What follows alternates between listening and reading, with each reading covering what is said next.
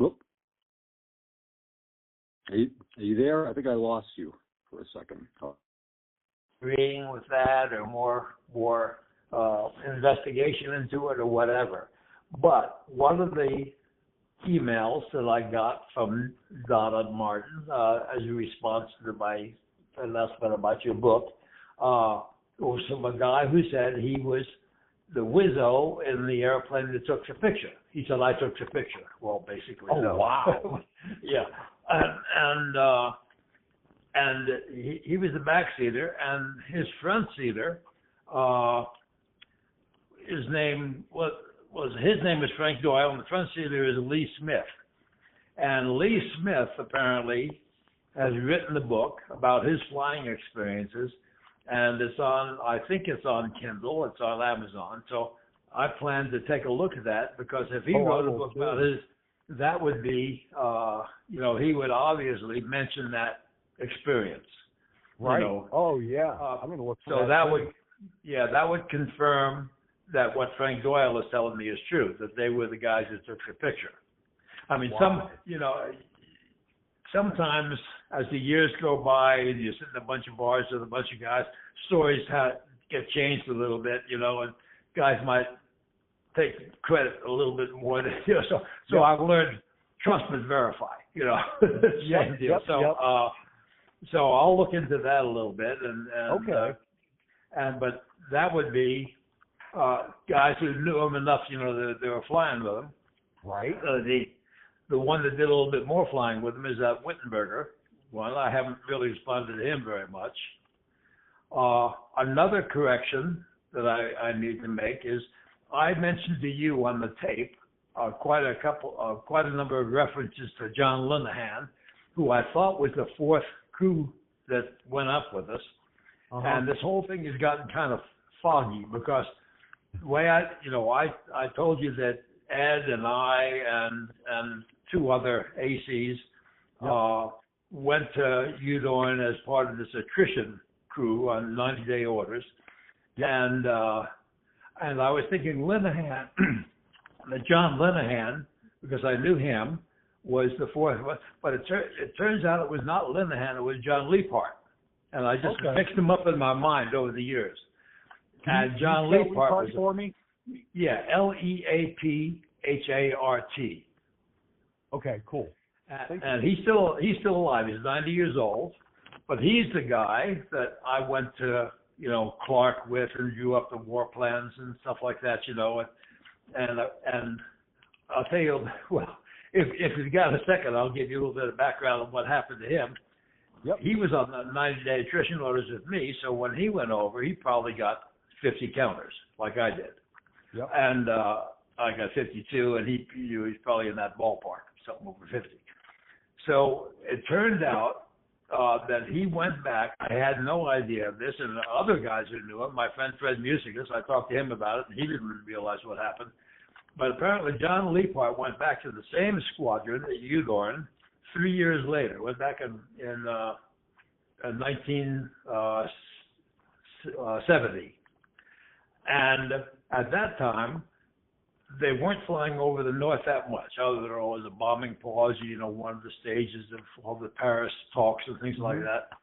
Yep. But they were doing a lot of their flying over Laos and on the Ho Chi Minh Trail and other kind of interdiction. And they're doing some flying over the north, not as much. So my idea of him going back over there for another tour was I was betting to myself that he probably went to complete his 100 counters, so he could put the patch on his shoulder, and it's good resume material to say you got your 100 counters over the north. Right. But what happened to him is when he went over with a different backseater and so on was he was a major now. He was a captain when we were over there together, and he was a major in '70 and went over, and he had a reconnaissance of a communications or transportation area in Laos.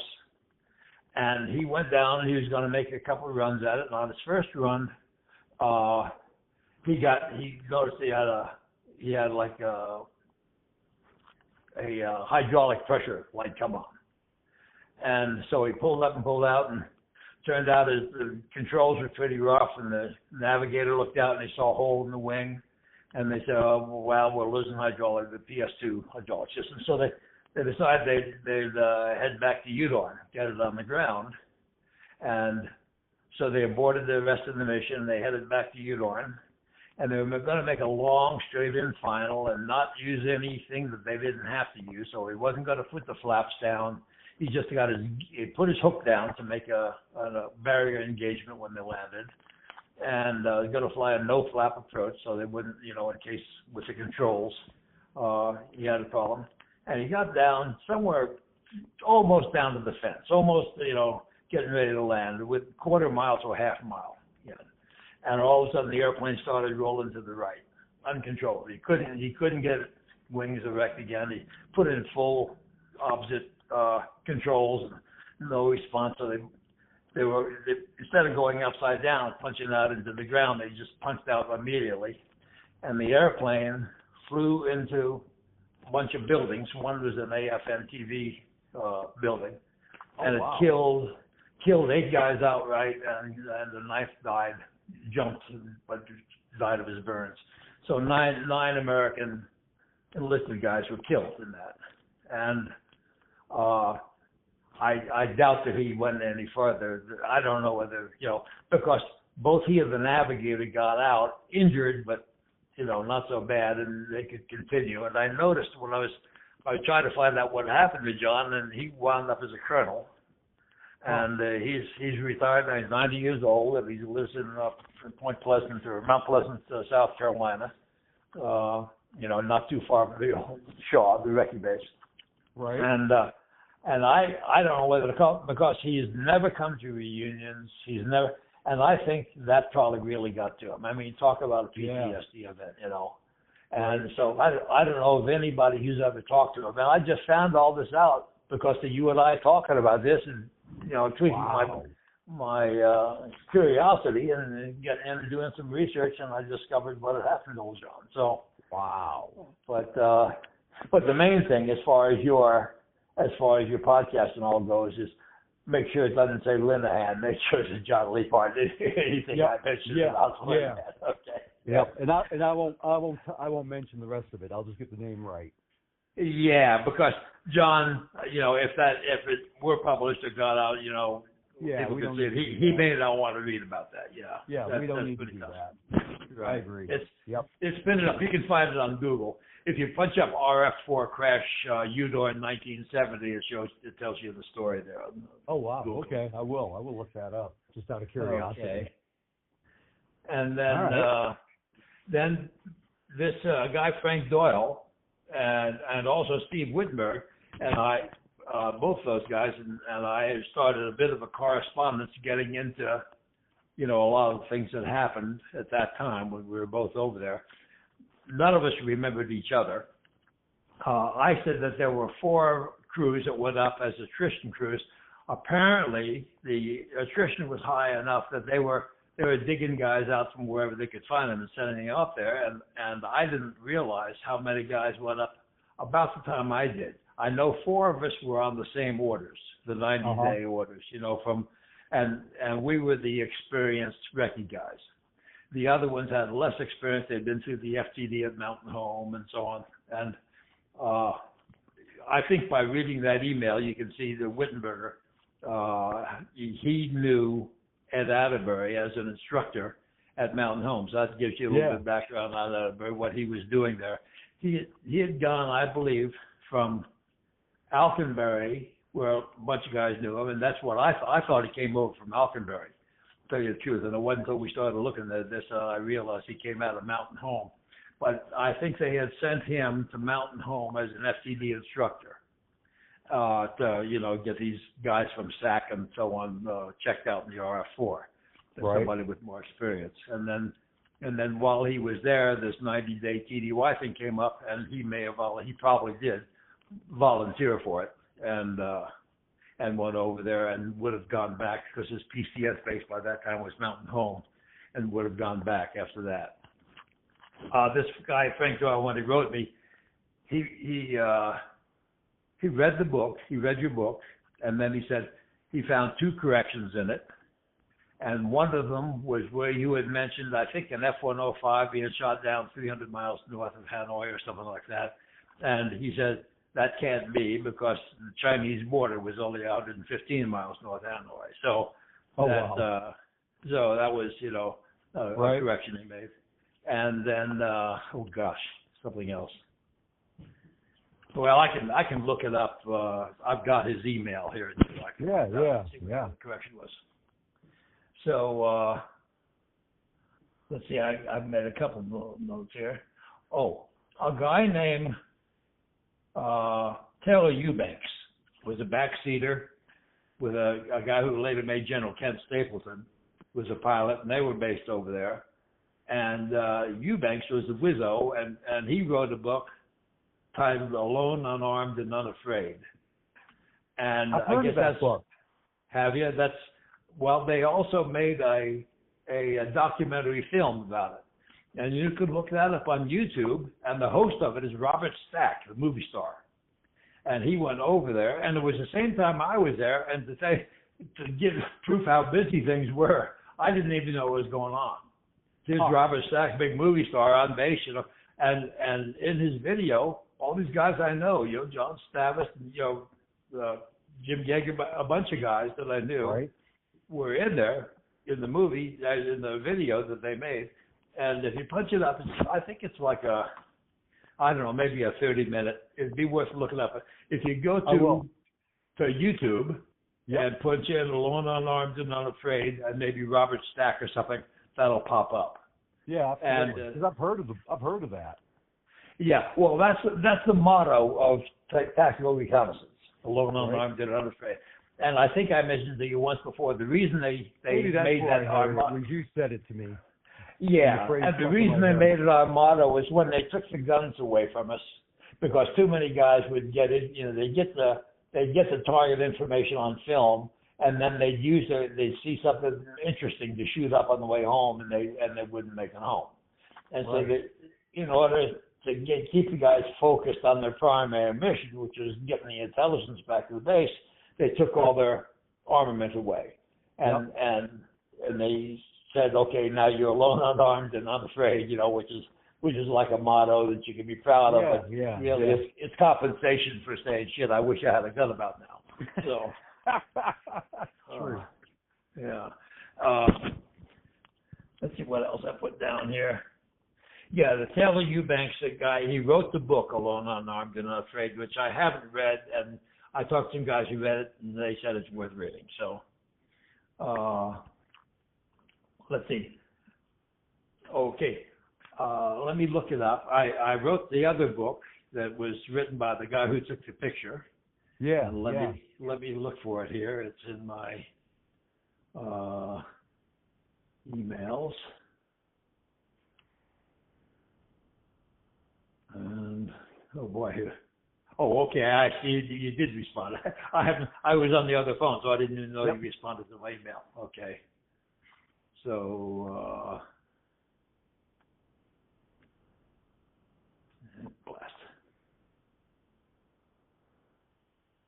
Check here. Move. Oh, I got to open it first.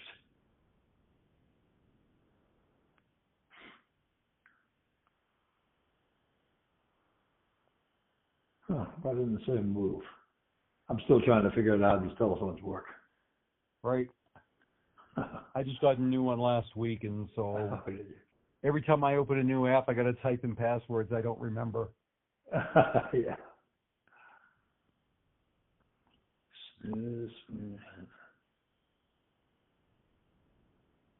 Blast. Well, I'll tell you what. I'll look it up and I'll send it to you. I can't. It's not popping up.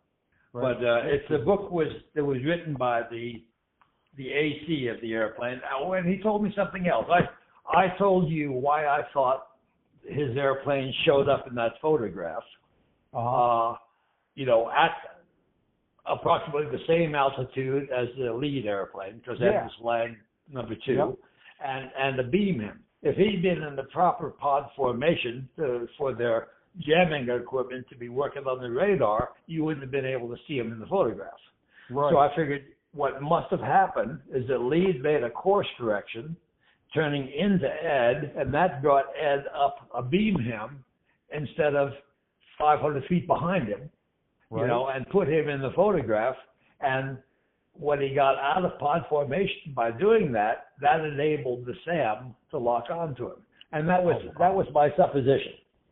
Well, when I talked to the guy who called me, who was Wizzo in that airplane, Right. they said, as he recalls it, they took off and Ed Atterbury's ECM pod was not working. And rather than abort the mission, they went without it. So, I mean, that's like asking for it. If that's indeed true, that also explains why the missile got him, wasn't jammed. Yeah. So Totally. yeah. Right. But that was his recollection. I'm not sure. I'm pretty sure one of those two has to be the correct explanation of you know, why the missile got him. Right. So. Wow, Okay, that's fascinating. Hey, yeah. Bruce, if you can confirm that he was, you said, you know, trust but verify. If you can confirm he's the guy that took that photo, I would love to talk to him as well. Okay. Yeah, you can totally put him in touch with me. Well, I can send you the emails that he sent to me. Right. Also, well, I've got it. I don't know why I'm not finding this. I should be able to give you the name of the book that the pilot wrote after that. Right. Let me do it But if again. I've got his name, I can find it. You said his Okay. name already. Yeah. And since I'm recording this, I can pull the transcript. Oh, you are? Okay. Yeah. Yeah. I'm sorry if I didn't tell you that. Oh, no, that's all right. No, I thought you might be, but okay. Yeah. Yep. Okay, so let me punch out that and punch that. And it says, someplace on it ought to say move to inbox. I don't want to move to, I probably have it in the wrong thing. All mail. I'll put inbox down. Now I'll do it. There. Okay. Now I can find it. I have a thing entitled George Hayward out here. Here it is. A folder. I have a folder entitled Bruce Edwards now. Okay. Okay. Wait. Why didn't it come up? I hit George Hayward. Hit it again. Okay.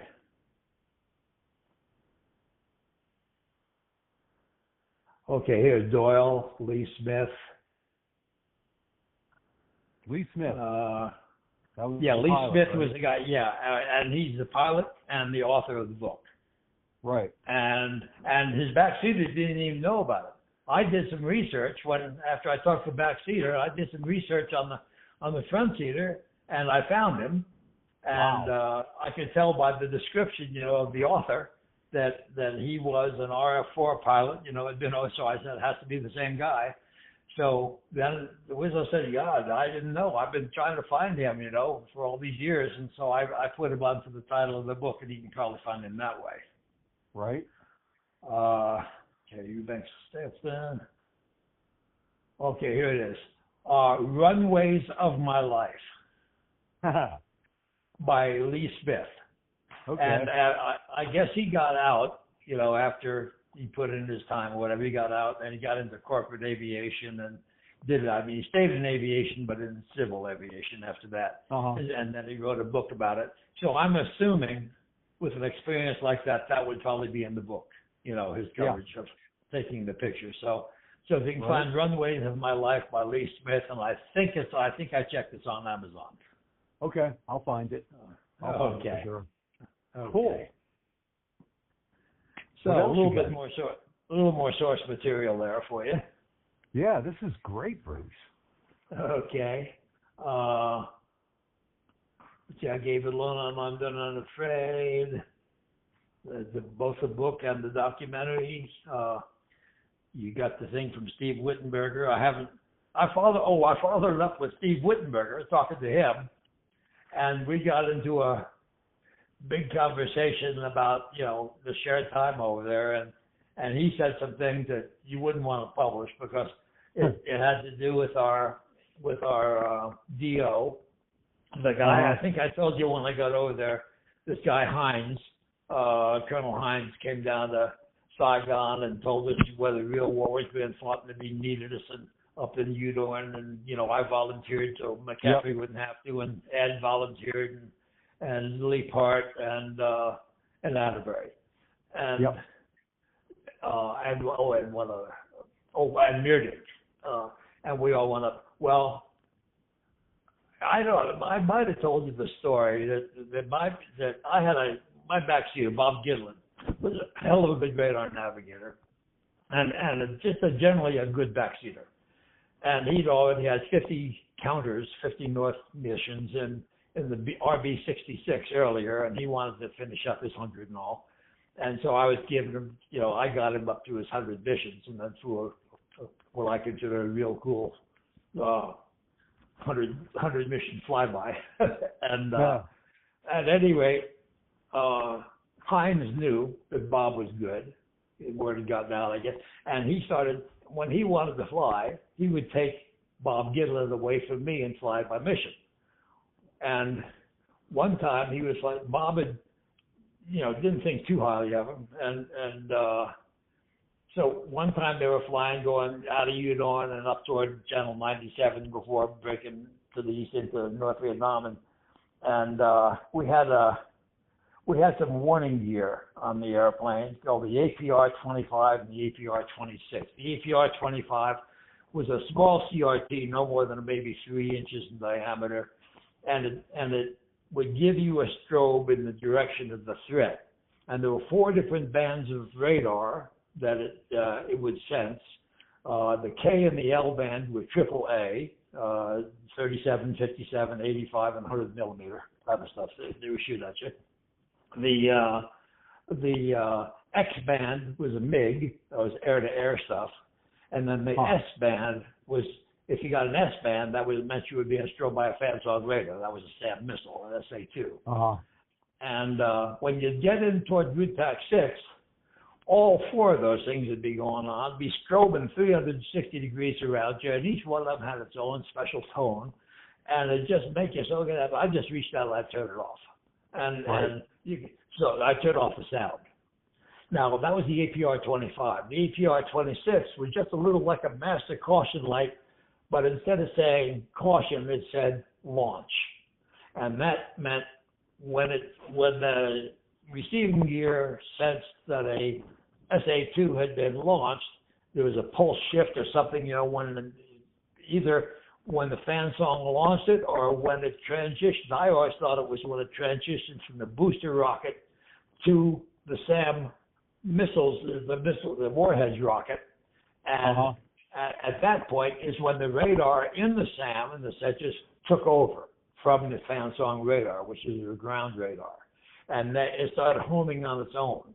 And then when it got, within maybe 150 feet or something, it had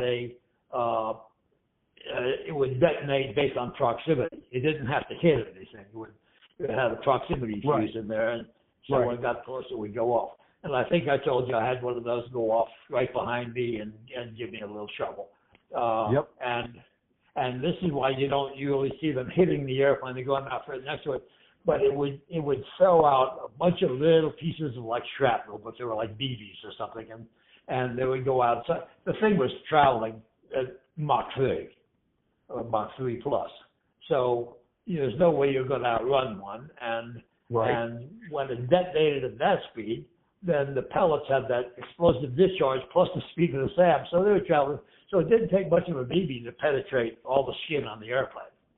And if it penetrated it the wrong way, and usually on an F-4, what killed guys or what brought the airplanes down was hydraulic system. The way it had the hydraulic system routed and all like that, it was pretty vulnerable. And so most guys that I know that got hit would all of a sudden they started just like I was losing about Lee Part. And other guys, Stavis, a bunch of guys that I knew, they would be flying along and they'd be losing control because they'd lose their hydraulic pressure. And when the hydraulic pressure went down, too low to manage the actuators of the controls, then you'd lose the airplane. You had no choice but to get out. So you can see in the pictures, that it didn't hit him, but it didn't just compromise the hydraulic system. It blew the airplane apart in his case. It did. Yeah, right. Yeah. A lot of the airplanes stayed together, but they, you could stay in the airplane for a while until you gave up and punched out. That happened to my buddy Ray Ross. He made it out over the water and got picked up by an aircraft carrier, a helicopter. So let's see. I'm not sure where I was going with that, but I was telling you about Bob Gidlin. That was it. So Bob goes up with Colonel Hines and this thing, and they're flying MEA, minimum en route altitude, which means as low as you can go in the bad weather and give you a 2,000-foot clearance above mountains or a 1,000-foot clearance in the non-mountainous area. And that's when you can't see where you're going. That gave you, on the charts, that would give you a safe clearance thing. So they're fairly low. They're at their MEA flying up, and they wound up going up toward Channel 97. They're in the clouds. Well, if there was any thunderstorm activity in the clouds, big electrical discharge, and occasionally, and no one had briefed you on this, when they were teaching you about the systems and procedures, and all these systems were pretty new, because we didn't have them in Europe and other places. They were put on after we discovered that the SA-2 was going to try to get us, and we were trying to figure out ways to defeat it. So that's when they came up with the APR 25, 26, and all. Well, the APR 26, the launch light, if you were flying in the vicinity of a thunderstorm and you'd be an electrical discharge, it was on the right frequency, you'd get a launch light. And it might flicker or it might come on solid. Well, if you're over Laos, there's no damn stamps over Laos, and you got a launch light come on, and the launch light was accompanied by what we call a burp trip. It'd make you shit in your pants. It was beep boo, beep boo, beep boo, like that. Just you do something bad was kind of happening. And when a thunderstorm made the light come on, I don't think it necessarily gave you the burp chirp, but it did give you the light. Well, here they're flying MEA over Laos. They get a launch light. Colonel Hines rolls the airplane inverted and pulls hard. And here they are at their MEA. There's a guaranteed clearance, this maybe 2,000 feet. So while he pulls so hard, he blacks himself out, and he lets go some of the backstick pressure. And Bob Gidlin's looking out, and Bob said he saw trees at their altitude. And and Bob yelled at the front seat. He didn't get a response, so he took this stick and he pushed it to the side and pulled back as much as he could, and made sure the throttles were up and got up above the clouds. And about the time they did this, and Bob's a navigator. He's not trying to understand except for what I've been trying to teach him. And so then Hines comes to, and I don't know, they must have a little conversation. And Bob told me what Hines said. He said, "Good work, Gidlin. Keep up the good work." Those words, just when he told me that, stuck in my mind. And as soon as he told me that, I walked out of the trailer and I walked right over to operations and I walked into the schedule and I said, "If you ever schedule my back seat with Colonel Hines again, I am going to make a lot of noise." I said, just don't do it. And the guy did. He would make excuses when Hines would ask for Gidlin. Said Gidlin's committed or something like that. Well, unfortunately, I had to live with this for quite a while because when he did get Gidlin, he took Carrie Cunningham with him. And they went out on, a mission came up that to go down Route 1, which was kind of a, inland, but toward the eastern side of North Vietnam, north-south. And so it had a lot of truck traffic that was going south, carrying things down to the DMZ and then trying to either get them onto the Ho Chi Minh Trail or find a place to cross, and resupply the Viet Cong and all. And there was some word that we got a lot of our mission information from the White House. It was a pain in the ass because we knew how to do things. We've been doing it all. We were professionals. But when we got orders, it told us how to do things. And the idea of how to do things were determined by these military geniuses, Robert McNamara and LBJ and Dave Rusk, in Washington. So, and you were stuck with it. You couldn't say no. And so you did, and we could have gotten targets, we could have gotten better information, better intelligence and all like that, and probably saved a lot of airplanes. But anyway, one of those kind of missions came down. So it was a high priority, and what they sensed that somebody had debriefed the president, I suppose, that we were trying to interdict the supply convoys going down. Most of them would travel at night and all, and the Ho Chi Minh Trail was a primary place. We'd try to get after them at night, and when we could see the lights better and stuff like that. But then we were also trying to see what they were doing, why we weren't seeing these trucks on Route 1 in North Vietnam itself. And the supposition was that the trucks were the tree-lined road, and they would go when they would hear airplanes in the air or be warned that there was, American activity in the air. They would hide under the trees beside the trucks. So to verify that, they wanted RF-4 to go in at low altitude and use of light photography to take pictures under the trees, because they were pretty sure that's where the trucks were, and then when we spotted where they were and how many and all that, then we could, conduct a raid.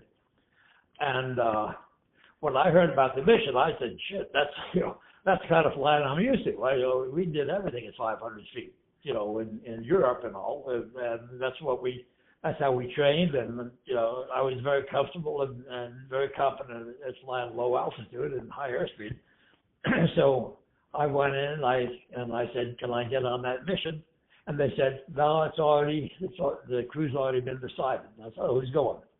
Well, the wing commander and the wing DO, because the mission had been tasked by Washington, and so they were pretty sure that this was a mission that was going to earn them a Silver Star and both big colonels. That's a nice thing to get started on your shoulder eventually. And so the lead on it was going to be Colonel Hines, and the wingman was going to be the squadron commander, Shane. And so they flew the damn thing, and he didn't get Bob Gitlin in his backseat, Hines didn't, but he got Kerry Cunningham in the backseat. And they went out, and of course you knew what was going to happen. They're going to get lost immediately. And from what I heard, the last transmission from lead was to his wingman. He says, you know where we are? And the wingman responds, you're leading this damn thing. And all of a sudden the lead airplane turns up about 45, 60 degree bank and flies into the ground. And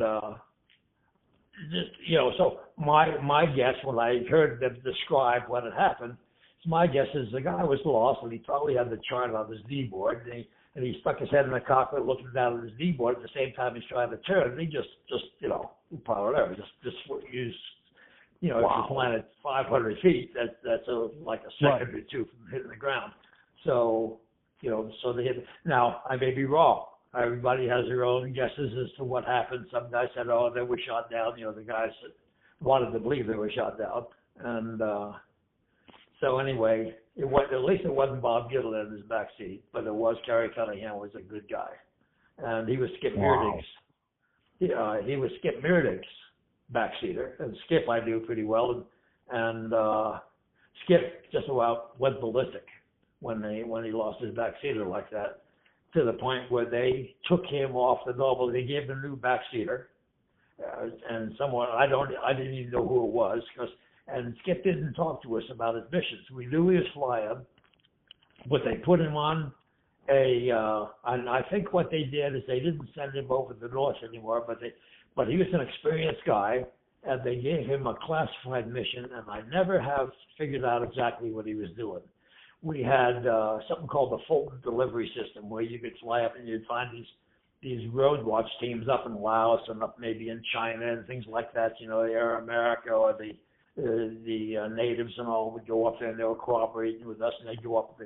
They'd they'd camp out on the top of hills. They'd do these observations and maybe radio them in, and they had to be picked up every once in a while. Air America would pick a lot of them up, with their little helio couriers and things that could land on about a 200-foot runway, and then they had something called the Fulton delivery system, which could be dropped down to them, which they had tested earlier, and you put yourself in a harness, and then you had a bottle down there, and you'd pump some gas into a balloon, and the balloon would go up in the air when the people called you to release the balloon. Would go up in the air attached to a cable, and then the C-130 with a big fork on its nose would come and snag the cable and pull you up off the ground, and they'd reel you into the back of the airplane. Wow! Yeah, really, really slick. Look up Fulton delivery system sometime, and you'll see that. The story I heard is one of the first times they used it. It was a successful deal. They got him into the back of the airplane, either a C-130 or something else, And then when they were taking the guy out of the harness, they lost him and he fell out of the airplane. But I've never confirmed that. That was bar talk. So, but that was and so some of us thought that that's what they had Meerdink doing later on. They might have had him going other places he wasn't supposed to go, but that weren't quite as high a threat. Like instead of North Vietnam, places in Laos or in Cambodia or possibly even China. But I never confirmed it. I'm sure if I could find where Skip is now and talk to him, he'd probably tell me what was going on. But I still don't know exactly what his mission was. But they did that because he had lost Terry Cunningham, his backseater, who he was very close to. So, yeah, that's the end of that story. So that's crazy. I remember in the '60s when the Air Force or NRO or whoever used to recover film from spy satellites that way. The satellite would eject it would fly down in a parachute, and they had a specially rigged C-130 that would go and exactly right. the air back before they got digital photography. I'd never that heard was the same thing. That was before. Yeah, that technology came from the full delivery system, snagging the parachutes and all like that came from the snagging the cables on the instead of pulling a guy up, you pull a guy that was already up in. But I think they probably had to be pretty good at what they were doing. Those C-130 guys, probably did a lot of practice to get it right. Oh yeah. I think there was even discussion of snagging satellites that were returning, or maybe even manned vehicles that were returning. Pull them in that way. I don't think they ever pulled that off, though. No, I don't think so. But yeah. Oh, and I got it. That's one of the guys I might have been Wittenberger. Who was talking to me, and he had a lot to say about Colonel Hines. I mean, he said he tried to get him grounded. Just he used some very nasty words describing the guy and how he used this. That's RHIP. So you can't say no if the guy's got right. That's an acronym I haven't heard in a long time. Yeah, right. RHIP. Yep. So. Do you have any questions on anything that would help you on your? No, because the timing of this was really great because I've been super busy lately between kids stuff and spring break and my consultancy's been pretty busy lately, which is always a good thing. But yeah, so I'm actually behind on this project, and so as we're talking now, this would have been like a time frame where I would have started actually editing your stuff and writing mine. You know what I mean? Okay. Yeah. So the timing of this is perfect. Is absolutely good. Perfect because it's good. Yeah, because I can weave this right in. I don't have to go back and change anything. Well, another thing that was just called to my attention, and it's peripherally involved with what we're talking about now, but it is basically, there's a guy named Gary Barnhart who makes a presentation. He was a stud driver, an F-105 pilot, and he was over there early. I mean, he started going north right after Tonkin Resolution, and I think he was gone by 66 or something, So he was, but he tells the story of of what the F-105s were doing over there. And there's a, let me see if I can find it for you. I just watched it the other night. It's about a half-hour documentary, not a documentary, but a film of him making a presentation to some either veterans group or aviation group. And it's called, let's see. Well, I don't know. If you punch up Gary Barnhill, Barnhill, and then say F-105 or something, it'll lead you to the right thing. And you watch that, and it's interesting what he tells about the tactics. You know, the same thing I was saying applied to the 105. They changed all their tactics, you know, because of the new type of war. You started fighting in a different way. And the old Thud driver, the F-105 drivers that had been doing that a long time, were confronted with the same thing that we were in Recce, and that is a bunch of new guys because they were transitioning, you know, getting their tours done early and going out, and they didn't have enough replacements, so they started FTDs for F-105s. So a lot of guys who were Thud drivers over there had been like B-52 drivers and KC-135 drivers and things from other places, so they didn't have a lot of experience, which may have explained some of the losses because they had a high loss rate too. And it's an interesting thing to read. But one thing he gets into as part of his talk, which led me to something else that I'd heard about before, and I didn't. But apparently,